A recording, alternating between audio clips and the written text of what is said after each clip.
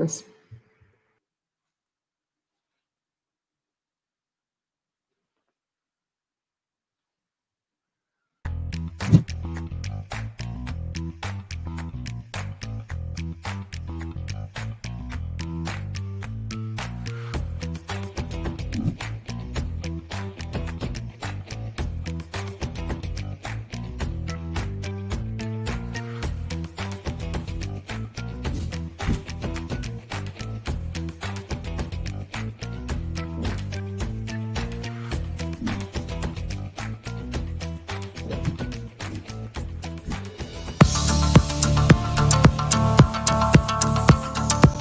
Welcome to the Exam Room Live, brought to you by the Physicians Committee. Hi, I am the weight loss champion, Chuck Carroll, and this is the healthiest half hour anywhere online today. Appreciate you joining us right here on Facebook and on YouTube. Now, coming up today, veggies may not leave a minty taste in your mouth, but they could still leave it so fresh and so clean. We'll be exploring a new study showing how vegetables could be the new Listerine. Dr. Hana Kahleova is here with those exciting details. Dr. Kahleova, this is a wild one. Yeah, thank you so much for having me, Chuck. I'm excited. I'm pumped too. We'll talk to you in just a little bit. Also today, Dr. Jasmol Sardana. Dr. Jazz, she's here to tune up our nutrition IQs. So let's go ahead and fill up that doctor's mailbag so she can prescribe an answer to your questions. Go ahead, drop that in the comments section or the chat box. Also tweet them using the hashtag ExamRoomLive. Dr. Jazz, you ready to field a little bit of everything today?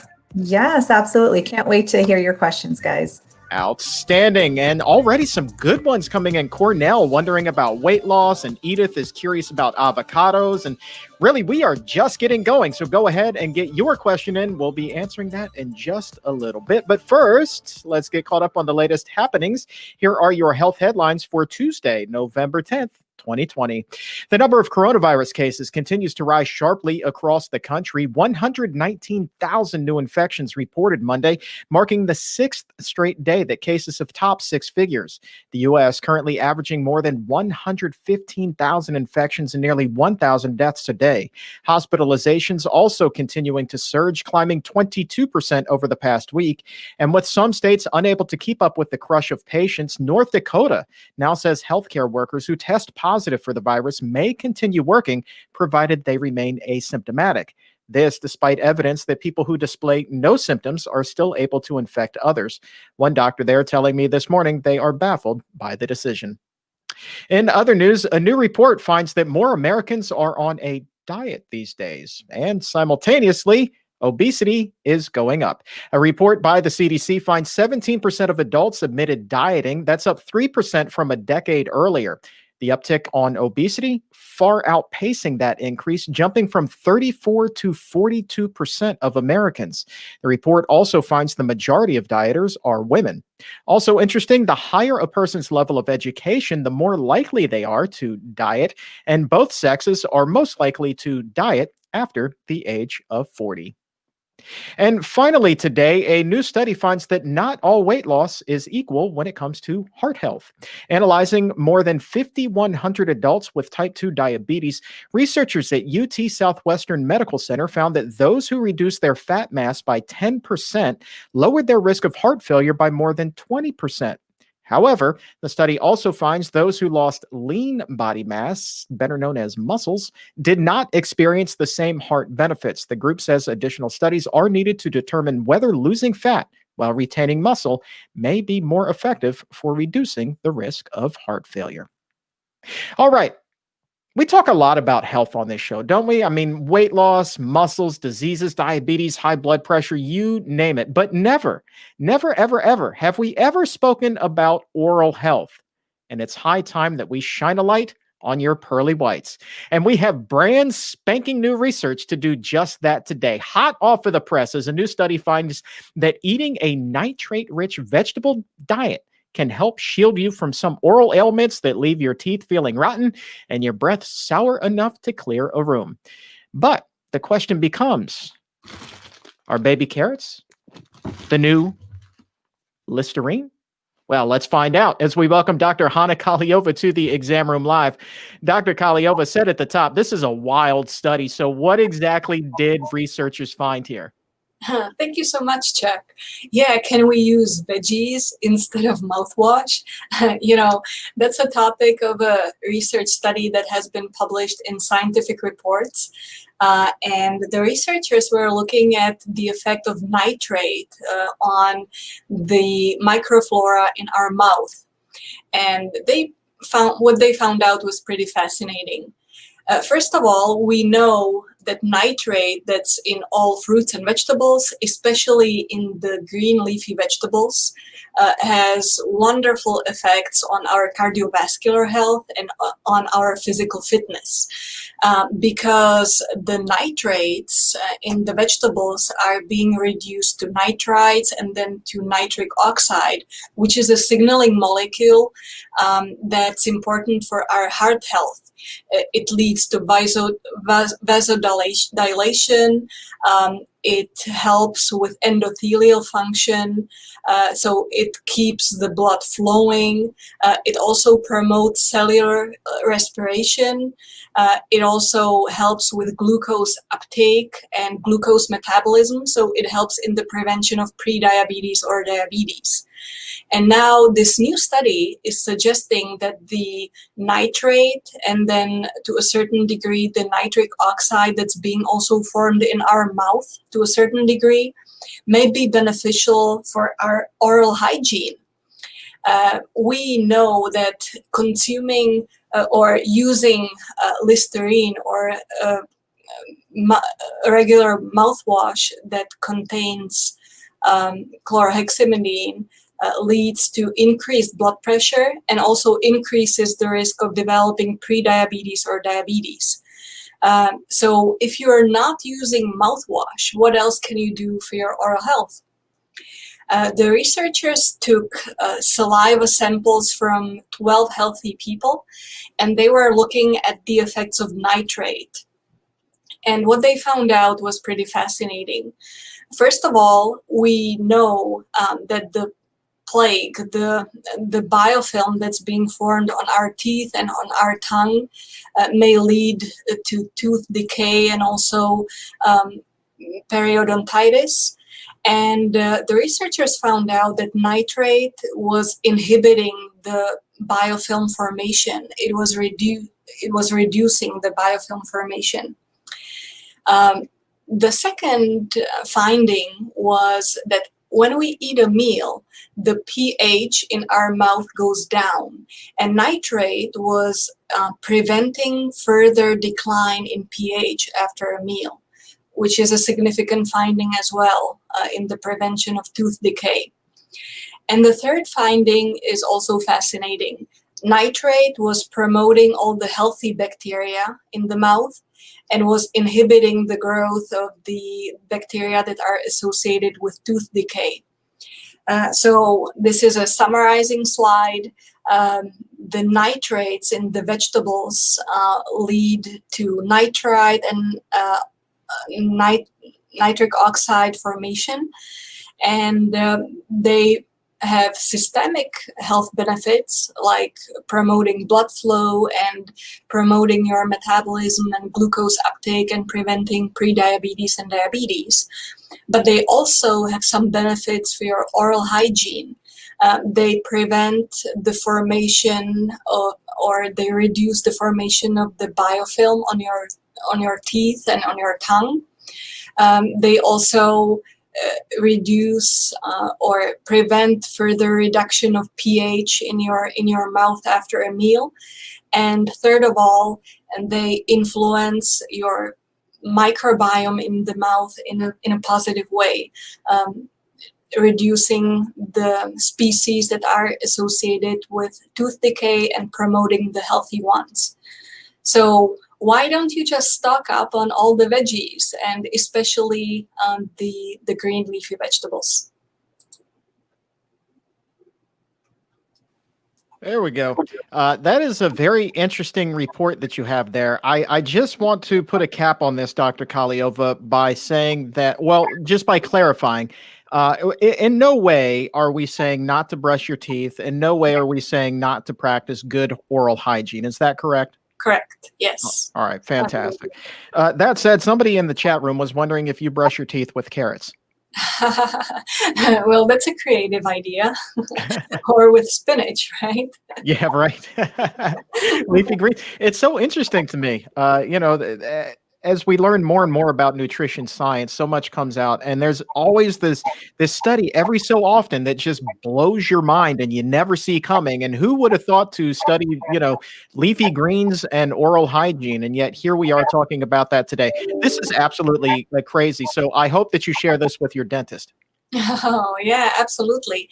And I just wanted to add there's two parts to oral hygiene. One is like the mechanical removing of anything that stays in on your teeth, so that's one part of oral hygiene. But the second part is also about maintaining the healthy environment in your mouth for the right kind of bacteria. And so this study was really addressing the second one, was not addressing, the importance of brushing your teeth. Right. That's a good point. And I will say also, this reminds me of an interview I did with Dr. Robert Osfeld. You know him, cardiologist up Yeah. in New York. I was up there and I did an interview with him. And then randomly, he's like, "Can I just say one more thing? Make sure that you floss. That is so important for your heart." And he was a big proponent of that. He doesn't want the plaque getting down in there, the plaque from your teeth. So there you go. Very interesting stuff. It all kind of comes together. Dr. Kahleova, this is fascinating stuff. Thanks for bringing in the science. Thanks so much for having me, Chuck. All right. Isn't that always crazy? The stuff that Dr. Kahleova brings to this show is just extraordinary. All right, let's move on now. It is time to field your questions. And for that, we are going to be welcoming Dr. Jasmol Sardana to the exam room live for a little bit more mental floss, as it will. So if you have a question for Dr. Jazz, go ahead, post that in the chat box in the comments section. We're going to get to as many as we possibly can with the time remaining. Dr. Jazz, thank you so very much for being here today. Thanks, Chuck. My first question is, what do you make of that study that Dr. Kahleova just presented? I mean, that just gives me more push and more motivation to continue to encourage all of my patients to eat their leafy greens. There's just one more thing that I can say that these vegetables can do for you. So I'm excited to hear it.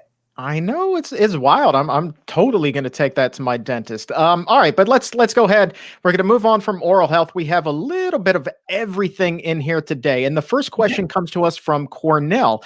Cornell is looking for some help actually losing weight. They write, "I have been plant-based since April, and although I've stopped gaining weight, I still have not been able to lose any. So, what advice can you offer?"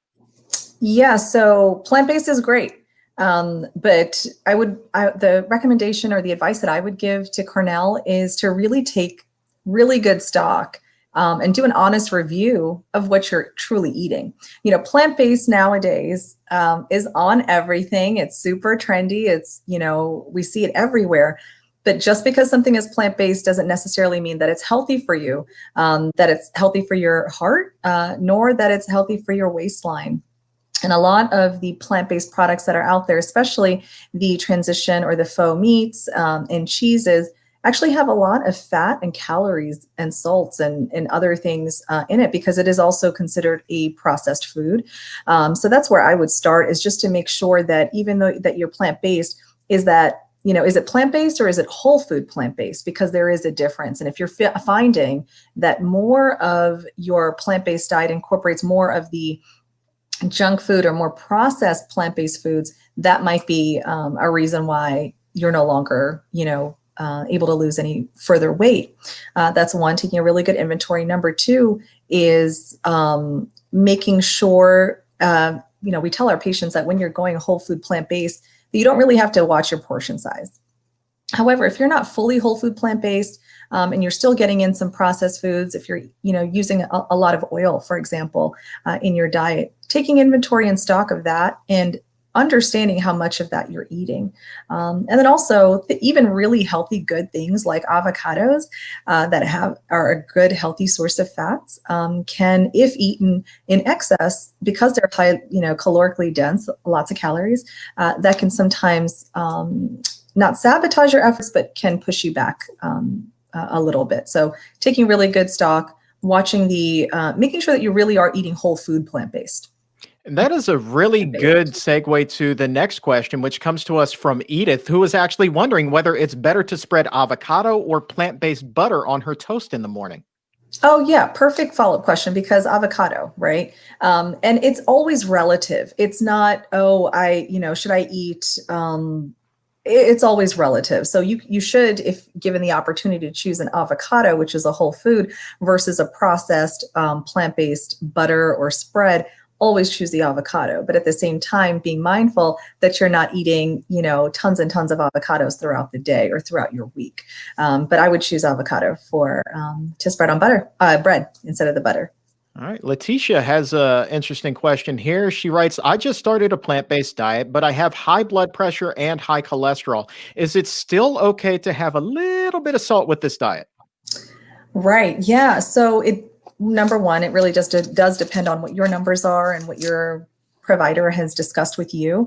But we know that the DASH diet, which was studied and developed and came out of the understanding that those who are vegetarian, who are vegan, happen to have lower levels of blood pressure, was developed. And in that DASH diet, there is a limitation on the amount of sodium that you are, recommended to consume. So the low salt version of the DASH diet is 1,500 milligrams. And if you are on that diet, that study, it has actually been shown that going on a DASH diet, which is heavily, essentially a whole food plant-based diet, with the your salt restriction of either 2,300 milligrams is the upper end of that restriction, or 1,500 milligrams, which is the lower end of that, that your blood pressure numbers can improve in as little as 2 weeks. So the DASH diet, which was developed to reduce blood pressure, does allow for some salt, but it is in a restricted amount.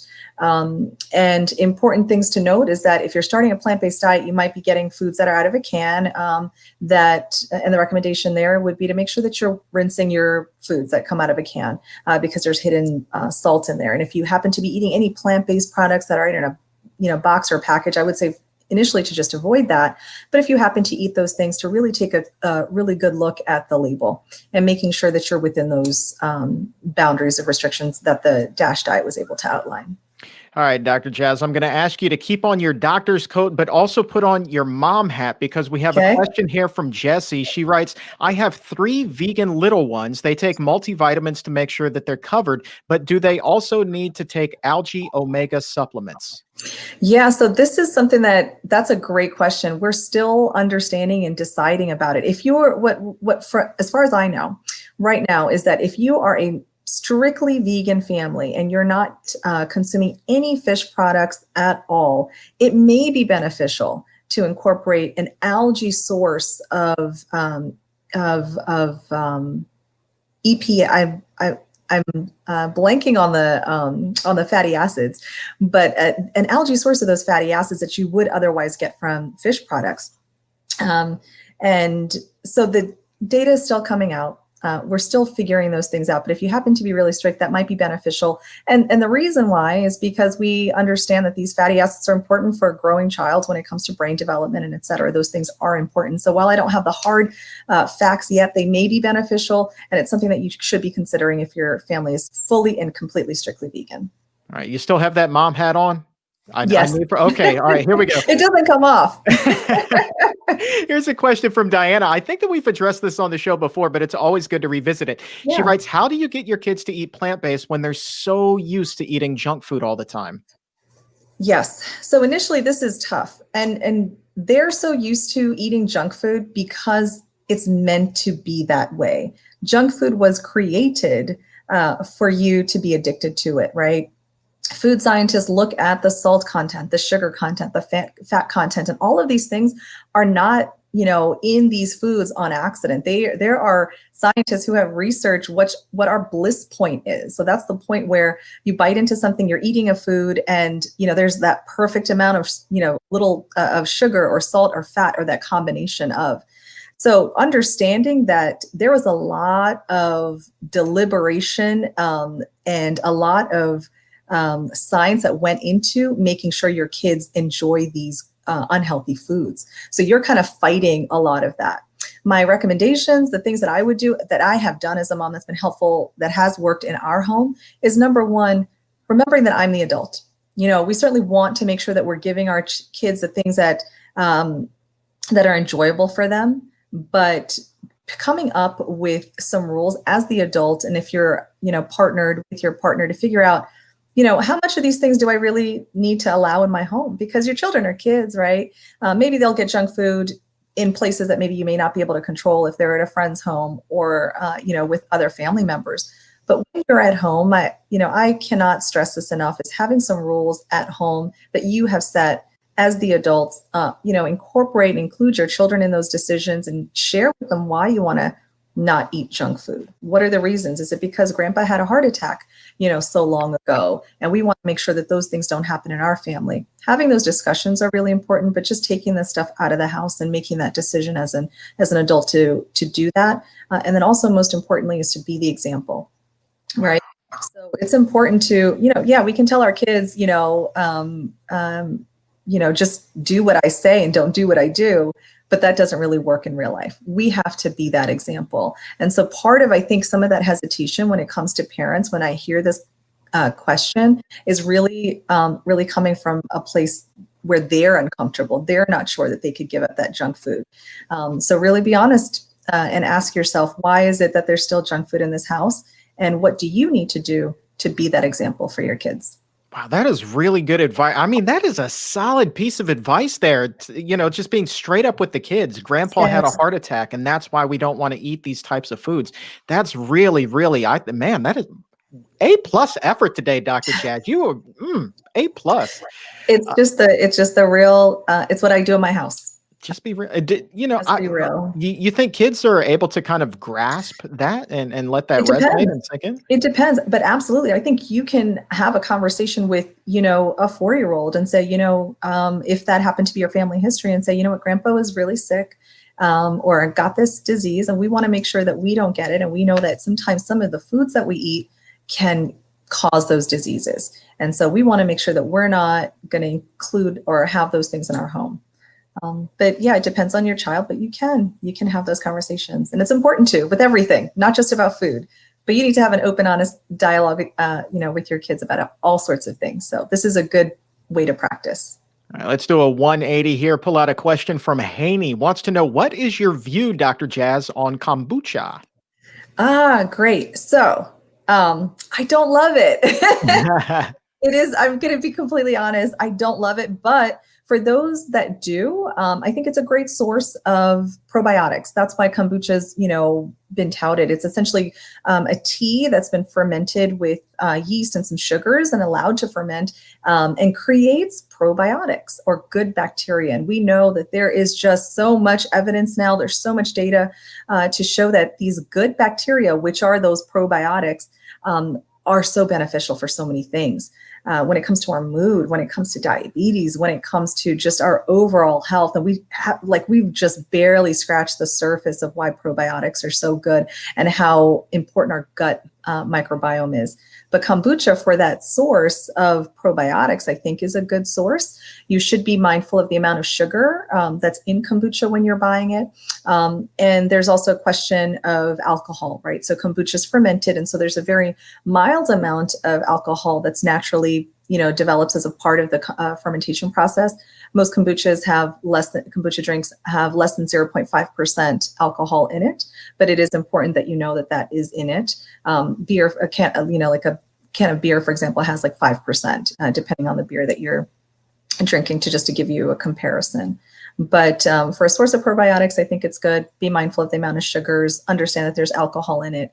And also, make sure that it's a commercially processed kombucha, right? So individuals who are home brewing kombucha, you have less kind of control over the amount of alcohol that might potentially be produced from that. So another thought there too. Moonshine kombucha. I remember living in Florida for a time, and I never updated my license. I still had a Virginia license at that point, and they carded me when I went to buy kombucha. They absolutely went to card me when I bought kombucha. They wouldn't sell it to me because I had an out-of-state driver's license.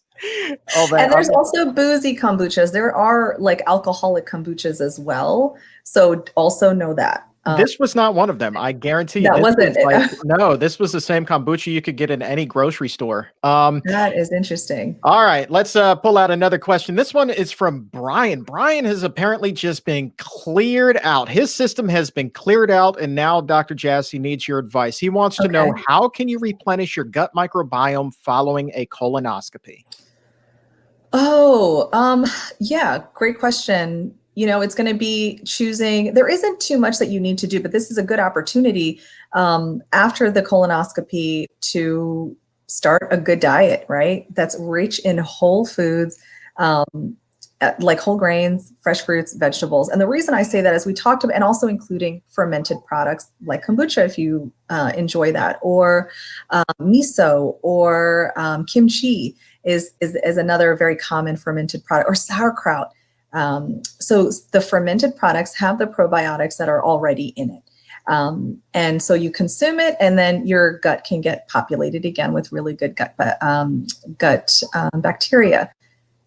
But the fruits and vegetables that you're going to eat, that you should start eating or start to eat more of, act as the fuel to feed that good bacteria, so that as you're eating the fermented foods and you're incorporating these, whole grains and fruits and fresh vegetables, that'll create this environment where you're actively selecting for the good bacteria.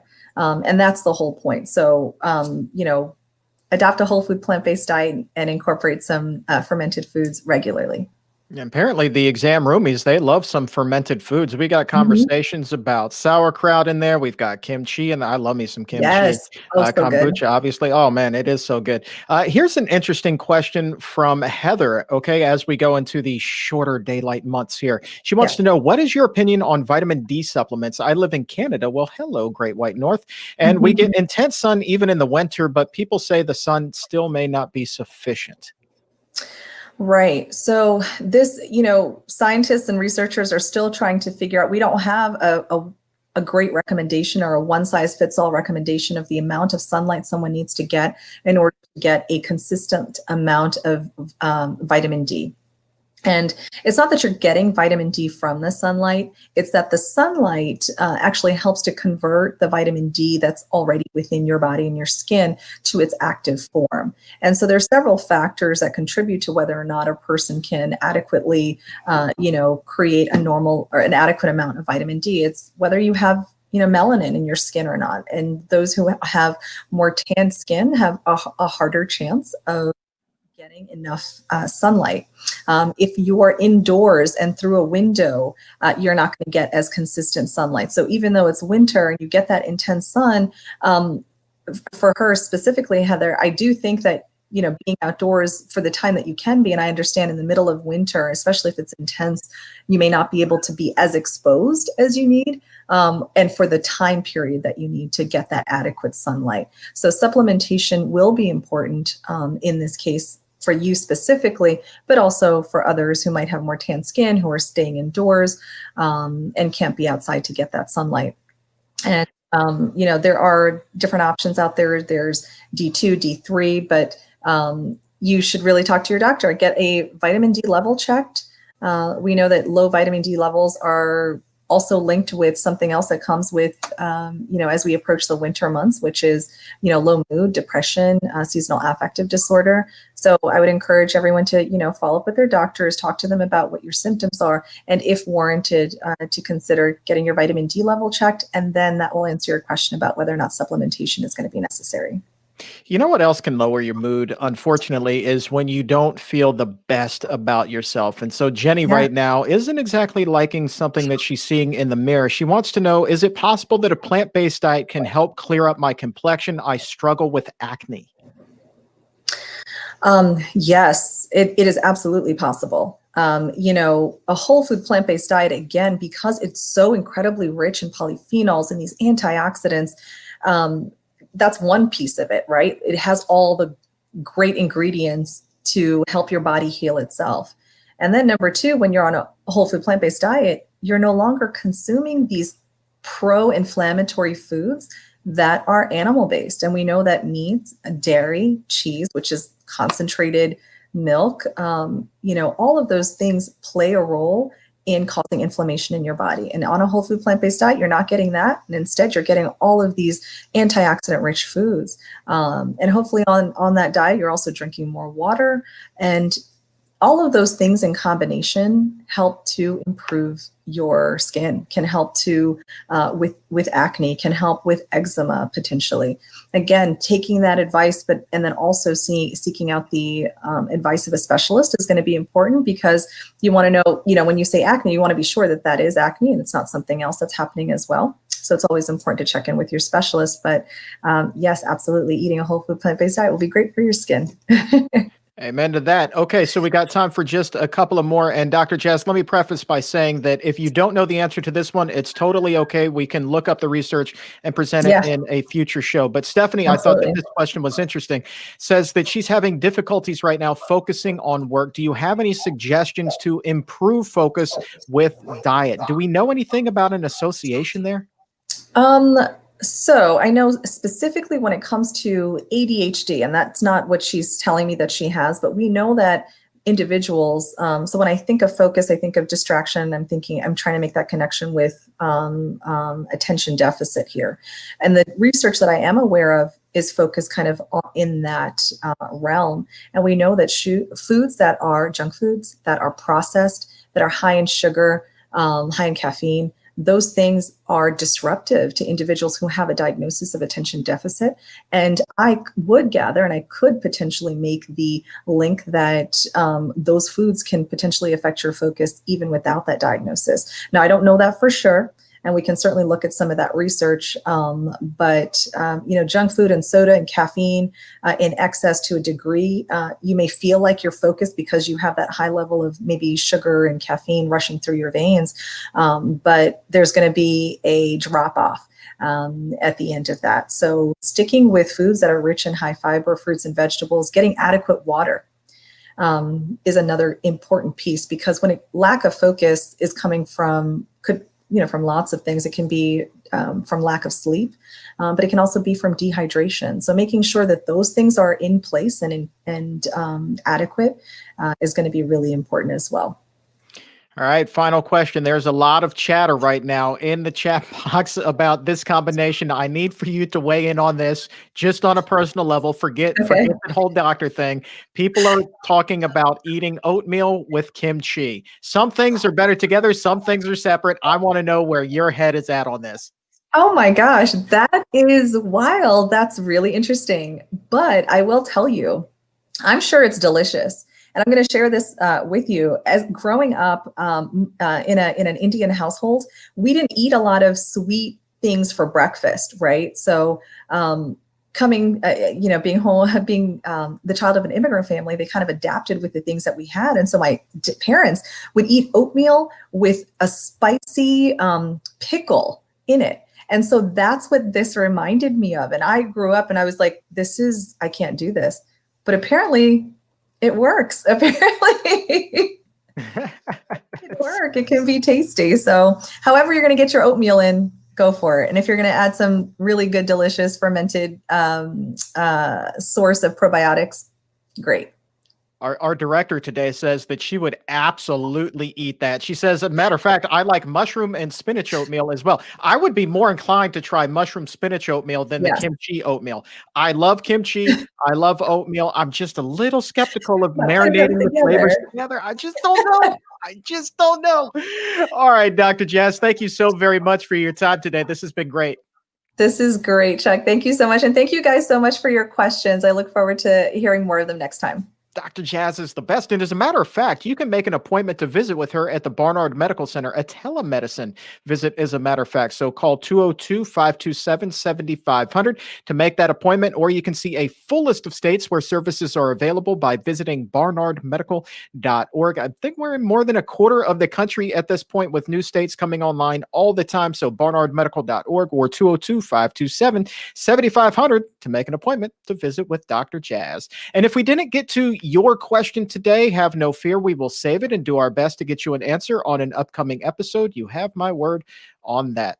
And also a quick programming note, we will be off tomorrow in honor of Veterans Day, but we will be back with a brand new show on Thursday. So we get one day off, then we're going to be back to load up those nutrition IQs once again. So we will see you again on Thursday. Enjoy your day off tomorrow. But in the meantime, in between time, if you want to head over to Apple Podcast or Spotify, look for the Exam Room Podcast, our sister show. Not the Exam Room Live, that's this show, but the Exam Room Podcast by the Physicians Committee over on Apple Podcasts, wherever shows are available. Brand new episode out today. We revisit a Q&A that we did with Dr. Barnard last week. A great one where he weighed in on how much fat is too much fat on a whole food plant-based diet. Somebody else wondering whether it was worth paying the additional money to eat organic. So when should you do that? What vegetables is that important to do that with? And somebody else wondering, do smoothies raise blood sugar? And is that important to keep in mind if you have diabetes? Other people wondering about avoiding oil when you're eating out. So Dr. Barnard got the opportunity to weigh in on a ton of stuff, and you can check that out right now. Get his answers if you head over to Apple Podcasts, Spotify, look for the Exam Room Podcast by the Physicians Committee. Hit that subscribe button. And if you could do us a favor and leave that 5-star rating, we would appreciate you so much. That, my friend, is all the time that we have for today's episode. I want to say thank you one more time to Doctors Hana Kahleova and Jasmol Sardana, Dr. Jazz, for their time today. Also want to say thank you so very much to the crew behind the scenes that eats oatmeal and kimchi and spinach and mushrooms and oatmeal. They're wild, but man, do they do a great job. Appreciate you guys as well. And of course, to you, my exam roomies, thank you so very much for tuning in as well. On behalf of everyone here at the Physicians Committee, I am the weight loss champion, Chuck Carroll. We will talk to you again on Thursday, but until then, stay safe, take a stand, and keep it plant-based.